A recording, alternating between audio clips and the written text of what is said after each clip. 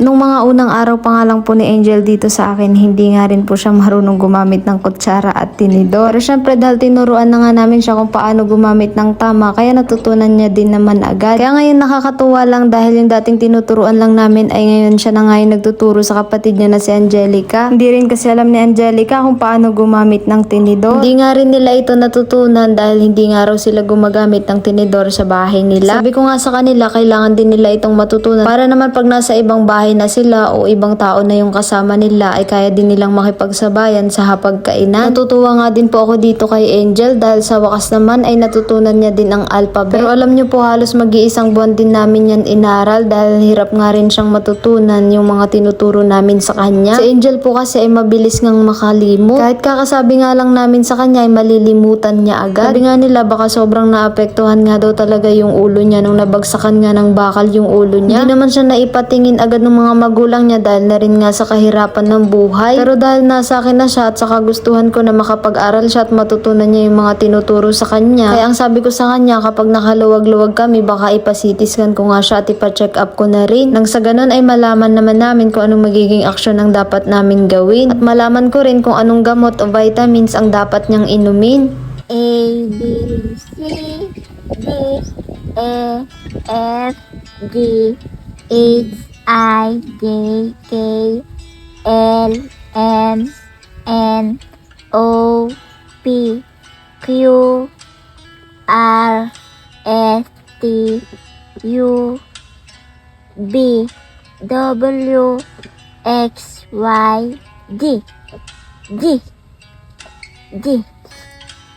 Habang naguhugas nga siya dito, tignan nyo, nilagay niya nga yung alphabet na inaaral niya dito sa harap niya para nga daw hindi niya makalimutan. Yan naman ang nakakatuwa sa kanya, kahit nahihirapan na siya sa pag-aaral, ay desidido pa rin siyang matutunan lahat. Kami naman dito ni Angelica ay tinuturuan ko nga rin siya sa math. Si Angelica naman po ay magaling na siya sa pagbabasa ng Tagalog. Kaso nga lang sa pagkukwenta ay medyo mahina pa nga, hindi niya pa rin alam. Kaya naman tinututukan ko nga siya sa addition, multiplication, at subtraction. Nung nakaraan kasi na tinuruan ko siya nung unang araw niya dito, akala niya pala sa plus ay pagdidikitin lang yung mga number. Hindi niya alam na kailangan daw palang magbilang. Si Angel nga, hindi nga ako nagsasawang inuulit-ulit sa kanya ang alphabet para hindi niya na talaga makalimutan. Napansin ko kasi sa kanya na kung hindi uulit-ulitin sa kanya yung tinuturo, ay hindi niya nga ito matututunan. Pansin ko rin sa kanya na kapag tinuturuan ko nga siya ay lagi siyang inaantok at parang lutang. Kahit nga kakagising niya pa lang, kapag tinuruan ko na siya, aantokin nga siya ulit agad. Kahit nga mahaba naman yung tulog niya. Pinagtataka ko nga rin sa bata na to, kapag nga natutulog na kami sa gabi, salita nga siya ng salita kahit tulog na tulog siya. Sinasabi at binibigkas niya nga yung mga pinag-aaralan namin. Tapos yung ulo niya ay inuuntog-untog niya rin sa dingding. Sabi ko nga sa kanya, bakit Angel, kapag tulog ka, nagana yung isip mo, pero pag tinuturuan ka namin, parang hindi. Ano po kaya sa tingin niyo ang dapat gawin kay Angel para maiwasan po yung pagsasalita niya kapag natutulog? Medyo nakakapag-alala din po kasi yun kapag nga kasarapan na ng tulog namin, bigla nga kaming magigising ni Angelica kasi nagsasalita nga siya, tas iuuntog niya nga yung ulo niya sa dingding. Minsan nga kasarapan nga ng tulog niya, bigla nga siyang nagsalita ng pagkahaba-haba. Doon nga sa sinasabi niya ay parang nag-aaway nga sila nung kapatid niya, tas bigla niya nga inuntog yung ulo niya. Ang pinagtataka ko, bakit nagkakaganon? Hindi naman na siya napapagod dito sa kubo simula nung kinuha ko siya, hindi naman na siya nagtatrabaho ng mabibigat. Nakakakain na din naman na siya ng tama. At nakakatulog na din naman siya ng tamang oras. Pag open V,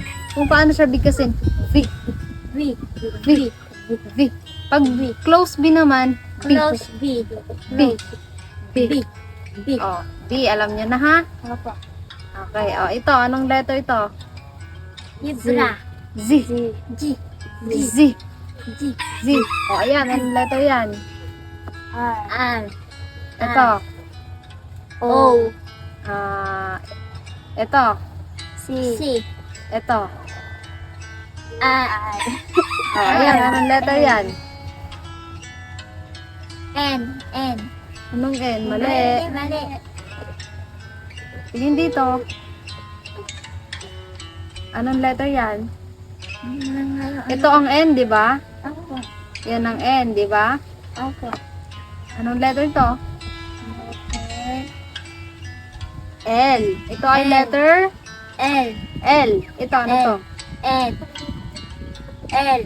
L. Ito, anong letter ito? M. N. Ito, Anje. M.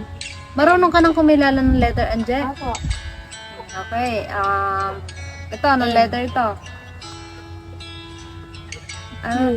Teka. Ito, anong letter ito? Letter yan. G.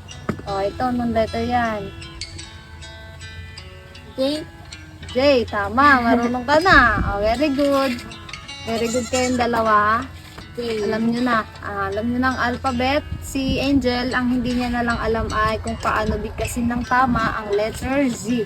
Pagkatapos ko nga po silang turuan, dinala ko nga sila sa resort na pinakamalapit dito sa amin para naman makapag-enjoy nga din sila. Si Angelica po kasi hindi niya pang araw naranasan mag-swimming sa swimming pool. Baon na nga lang din po pala kami ng pagkain namin para sa pananghalian para mas ma-enjoy nga nila yung banding namin dito sa resort. Ito nga yung pagkain namin, napakasimple lang at bumili na nga rin ako ng cook dyan pero bawal ngang madalas niyan, dapat minsan nga lang. At syempre, pagpapasalamat muna natin ito para naman maging kalakasan natin. Alam niyo po ba nung mga unang araw din ni Angel sa akin ay dinala ko nga rin siya dito. Tuwang-tuwa nga siya noon. Yun din kasi yung unang araw na makakaligo na siya sa swimming pool. Sobrang tahimik nga po dito sa resort na to nung araw na to kasi solo nga namin at wala nga kaming ibang kasama. Kaya sigurado ako na mag-enjoy nga yung dalawa kasi alam nyo naman mahiyain nga sila sa mga tao. Ito nga po pala yung mga cottage nila at ito naman po yung swimming pool nila. Bali dalawa nga yan, isa sa pang matanda at isa naman sa pambata. Sarap nga maligo dyan kasi yung tubig nga nila ay nanggagaling nga din sa flowing. Bago nga kami naligo, ayan at nagpicture nga muna yung dalawa. Tignan nyo naman si Angelica. Tawa nga na naman ng tawa. Sa kanila nga dalawa, mas masiyahin at mas palangiti nga si Angelica. Tignan nyo naman, napakagaganda ng mga bata. Sana lang talaga ay makapag-aral nga sila. At ito nga, usapan nga namin, sabay-sabay kaming tatalon. Tignan nyo naman si Angelica, madaya nga, hindi nga sumabay sa amin kasi natatakot nga siya. Sobrang nag-enjoy nga din talaga sila nung araw na to. Ang sarap lang din makita ng mga ngiti nila. Ang sarap lang na makita na sa wakas ay enjoy na din nila yung pagkabata nila. Sana nga lang talaga ito na yung umpisa na makaahon na nga talaga sila sa kahirapan. At hindi na nga nila maranasan pa ulit yung mabibigat na trabaho. Hanggang dito na lang po muna ulit itong video namin. Hanggang sa susunod po ulit na vlog namin. Maraming salamat po sa lahat ng nag-share at tumapos.